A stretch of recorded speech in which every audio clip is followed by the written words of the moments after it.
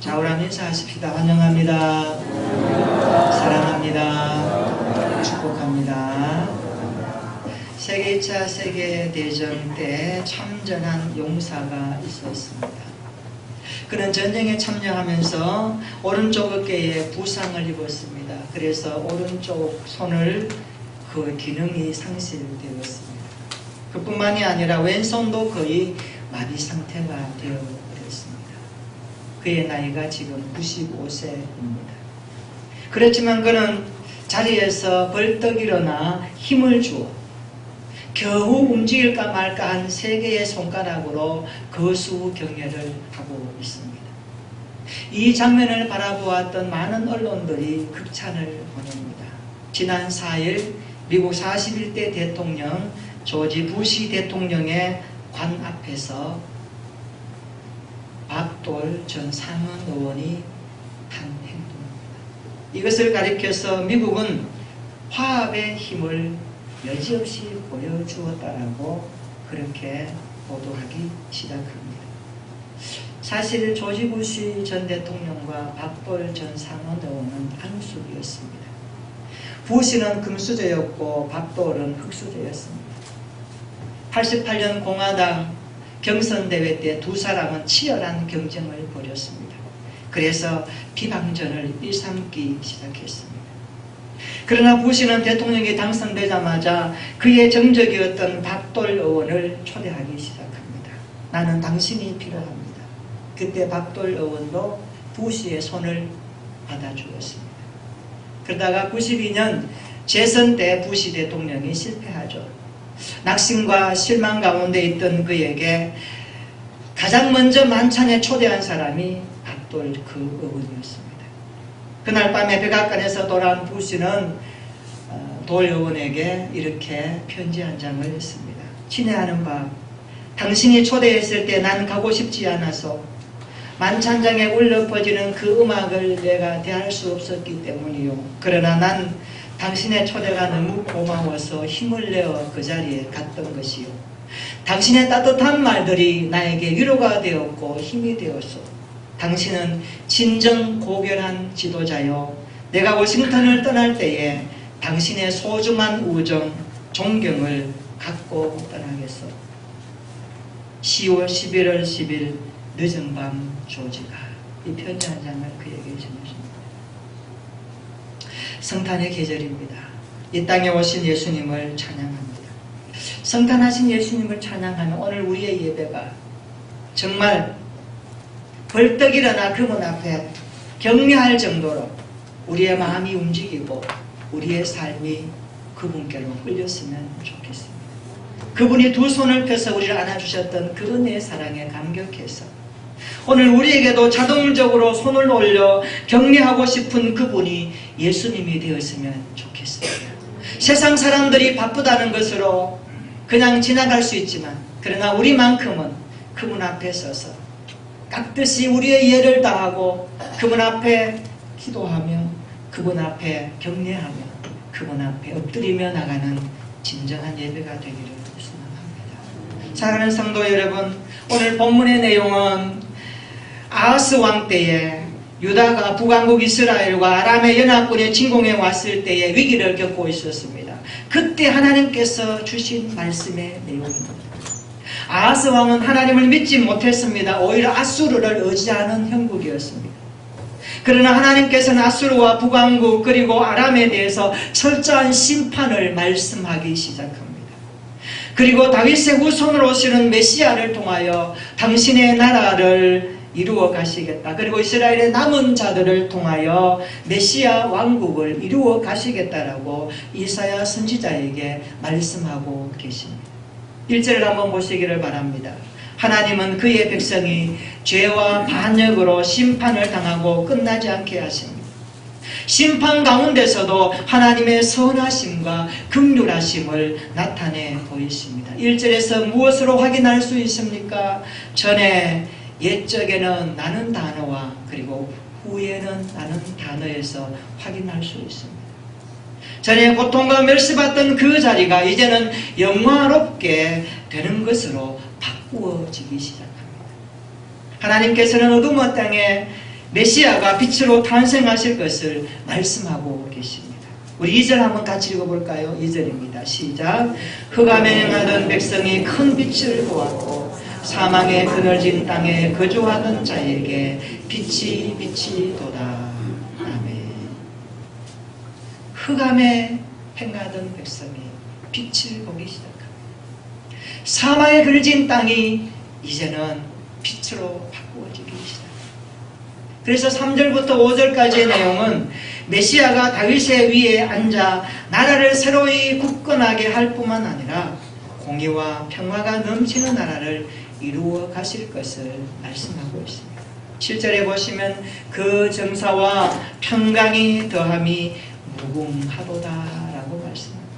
특별히 6절에서는 한 아기가 태어날 것인데 그가 바로 메시아라고 선언하고 있습니다.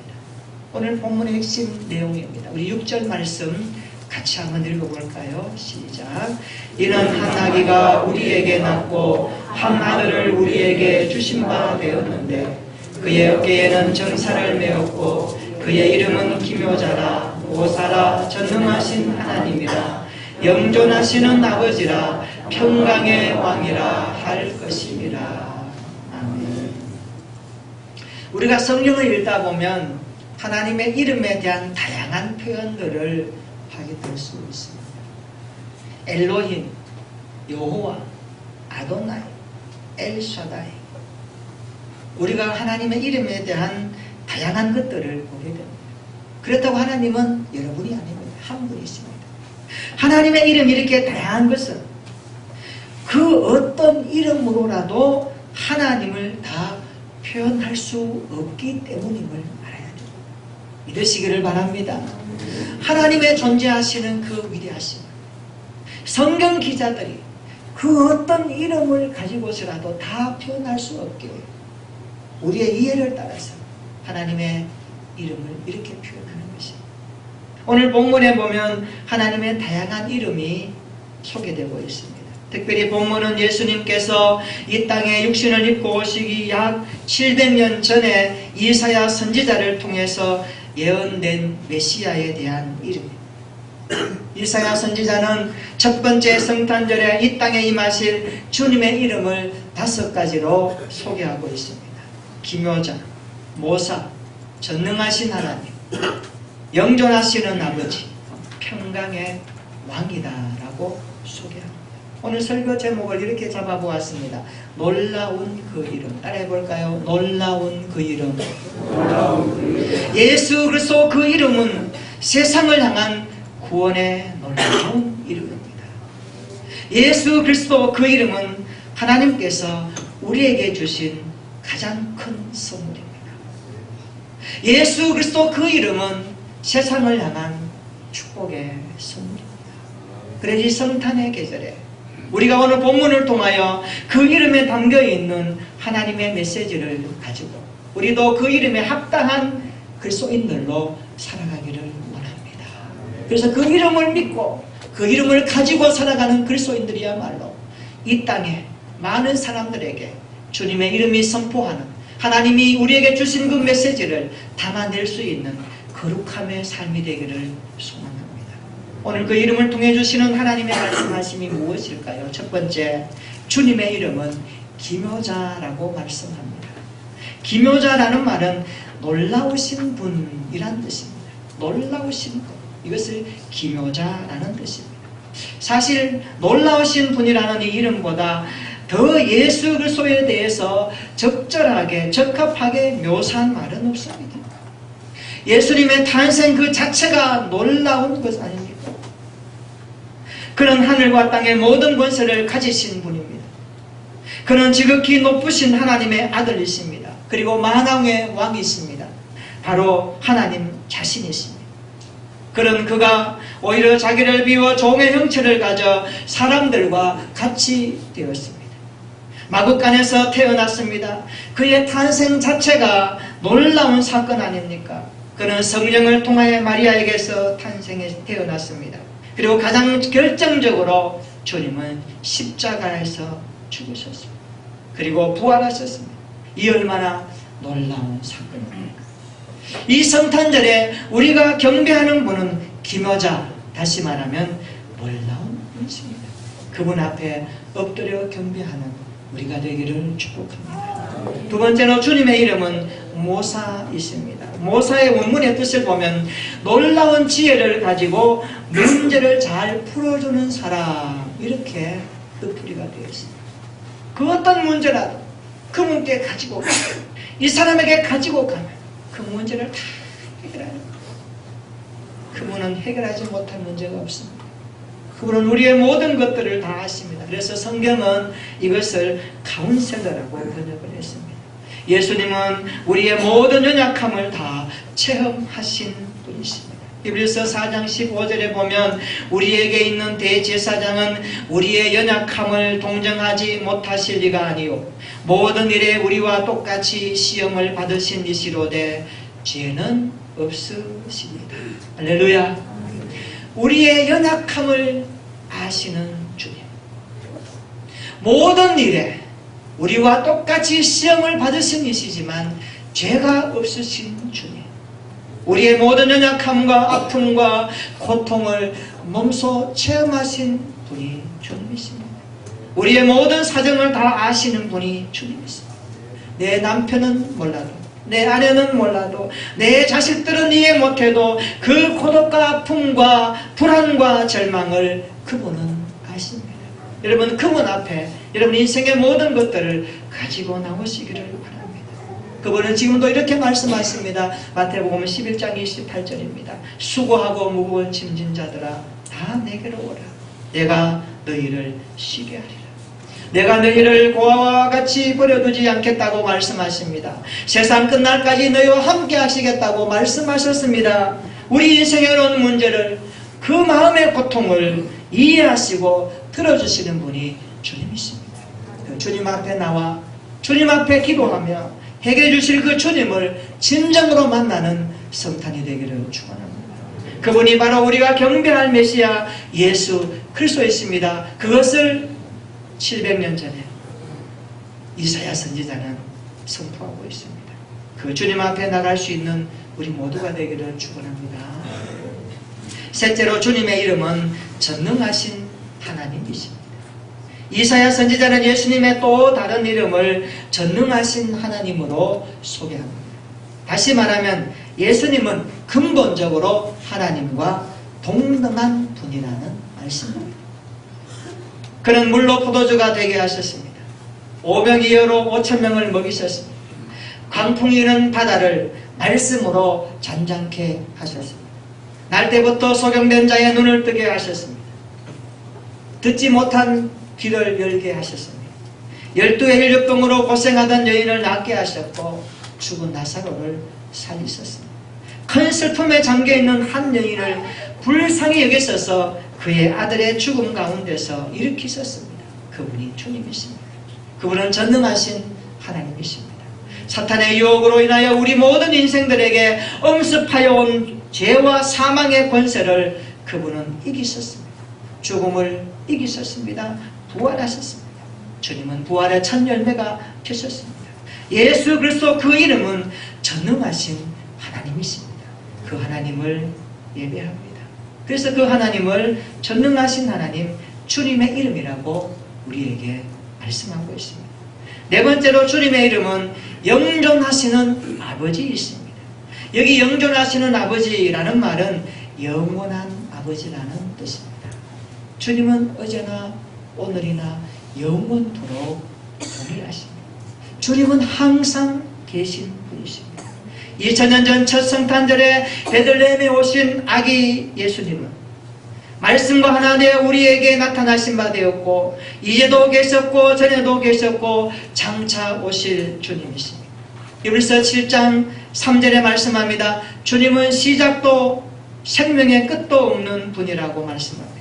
솔로몬은 잠언 8장 24절로 31절에 보면 바다가 생기기 전에, 생들이 생기기 전에, 땅도 생기기 전에 먼저 그곳에 계신 분이 주님이었다라고 말씀하고 있습니다. 오늘 우리가 예배드리는 주님은 영원 전부터 영원까지 존재하시는 하나님이십니다. 우리가 진정 믿어야 하며 의지할 분은 바로 영원하신 하나님 한 분뿐입니다. 우리 모두가 이런 믿음을 가지고 하나님을 예배할 수 있기를 축원합니다. 여러분의 남은 날, 여러분의 인생의 모든 시간들이 주님과 함께 하기를 기도할 수 있기를 바랍니다. 지금도 우리와 함께 하시며 우리를 강하게 붙잡고 계신 영원하신 주님의 팔을 우리가 의지할 수 있기를 바랍니다. 이런 고백으로 신앙생활하는 저와 여러분들이 되기를 진심으로 축복합니다. 다섯 번째로, 주님의 이름은 평강의 왕이십니다. 주님은 이 땅에 평강의 왕으로 오셨습니다. 평화의 왕으로 오셨습니다. 주님은 하나님과 우리가 원수된 관계를 화평하게 하셨습니다. 화목의 제물이 되어주셨고 평화의 왕이 되어주셨습니다. 이사야 예언이 2700년 후에 아기 예수님이 탄생하시던 그 밤에 천사들이 나타나 이렇게 찬양합니다. 지극히 높은 곳에서는 하나님께 영광이요 땅에서는 하나님이 기뻐하시는 사람들 중에 평화로다.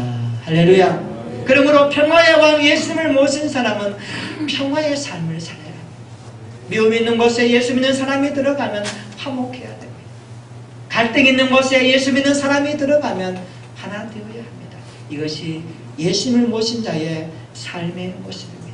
그분이 우리의 마음에 진정으로 좌정하실 때 우리 속에 있는 모든 갈등과 분열은 사라질 것입니다.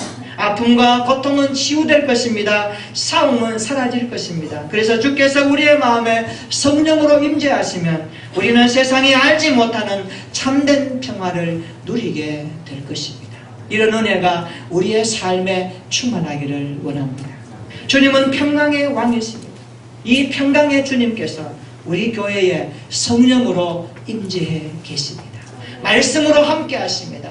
우리 가운데 좌정하십니다. 우리의 예배를 받으시고 교회를 붙드시고 교회를 하나 되게 하시며 주님의 나라를 확장하시는 사역을 오늘도 계속하고 계십니다. 그 주님을 바라보며 평화의 왕이신 주님을 우리의 삶의 신앙을 통하여 날마다 높여가시기를 축원합니다. 7절 한번 보시기를 바랍니다. 이렇게 기록합니다. 그 정사와 평강의 다함이 무궁하며 라고 말씀합니다. 메시아의 통치는 확대되며 그 평강이 영원할 것이라 라는 뜻입니다. 이 땅에 메시아로 오신 주님은 정의와 공의로 하나님의 나라를 보존하십니다. 메시아 왕국의 기초가 무엇입니까? 그것은 정의와 공의입니다. 그렇다면 이 놀라운 일이 어떻게 이루어집니까? 오늘 성경이 이렇게 말씀해주고 있습니다. 따라해 볼까요? 만군의 여호와의 열심히 이를 이루시리라. 여호와의 열심히 이루신다고 말씀합니다. 여기 열심은 열정을 말합니다. 하나님의 열정. 하나님은 열정적으로 일하시고 당신의 뜻을 열정적으로 이루신다고 오늘 말씀하고 있습니다. 이런 하나님께서 세우신 계획을 열정적으로 성취하고 계신다는 뜻입니다. 바울의 고백으로 확인할 수 있습니다. 빌립보서 1장 6절에 바울은 이렇게 고백합니다. 너희 안에서 착한 일을 시작하시니가 그리스도 예수의 날까지 이루실 줄을 우리는 확신하노라. 할렐루야. 우리 안에 하나님의 착한 일이 있습니다. 예수의 날까지 이루실 하나님의 계획이 있습니다. 그것을 우리의 시간 속에, 우리의 인생 가운데, 우리의 신앙생활 가운데, 교회 생활과 만남 가운데, 땀 흘림의 현장 가운데 이루어가시는 하나님의 손길을 날마다 경험하는 우리가 되기를 축원합니다.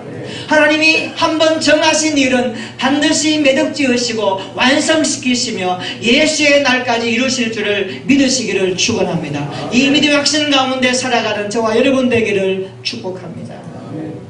우리를 향한 하나님의 구원 계획은 반드시 이루어집니다. 우리의 교회를 향한 하나님의 계획은 이루어집니다. 우리 자녀를 향한 하나님의 계획은 열정적으로 이루신다는 것을 믿으시기를 축원합니다. 여러분의 사업장과 직장생활에 하나님의 계획이 이루어진다는 것을 고백하고 선포하고 그것을 눈으로 볼 수 있기를 축원합니다. 하나님의 살아계심을 예수의 날까지 이루신다는 사실을 믿고 고백하면서 우리 모두가 예수 그 이름으로 오신 하나님의 영광스러운 찬양하고 예배하며 우리의 남은 날들이 그 주님의 이름으로 승리하는 신앙이 되기를 축원합니다. 예수 그리스도 세상을 향한 축복입니다. 예수 그리스도 세상을 향한 구원의 선물입니다. 성탄하신 예수님을 찬양합시다. 그 이름의 구원을 찬양합시다. 우리 다같이 놀라운 그 이름을 찬양합시다. 예수 그 이름에 담긴 구원의 은혜를 생각하면서 우리 찬양 같이 한번 해볼까요? 예수 가장 귀한 그 이름, 우리 다같이 한번 찬양해 보겠습니다. 예수 가장 귀한 그 이름, 예수 언제나 기도 들으사, 오 예수 나의 손 잡아주시는 가장 귀한 그 예수 찬양하기 원하네. 예수 찬양하기 원하네. 예수 적음과 낮음 되시는 오 예수 날 위해 고통 당하신 가장 귀한 그 이름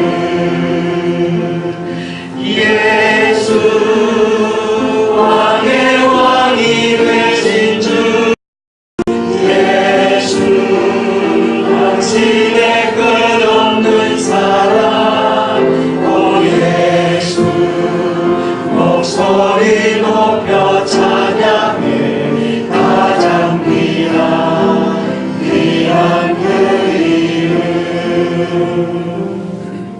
일평생 예수 그 이름의 구원을 찬양하는 삶이 되기를 축원합니다. 아멘. 우리 한번 기도하십시다.